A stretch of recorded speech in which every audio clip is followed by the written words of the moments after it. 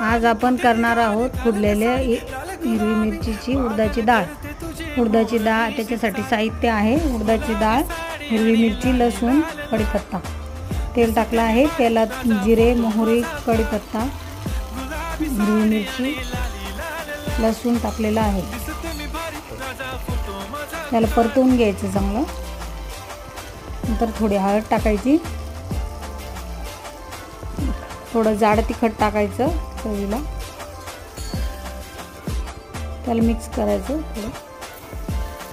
उडदाची डाळ थोडी परतून घ्यायची आणि नंतर वरतून गरम पाणी टाकून शिजवून घ्यायचं चांगली। मीठ टाकायचं। तयार आहे आपली उडदाची फोडलेली मिरचीची डाळ।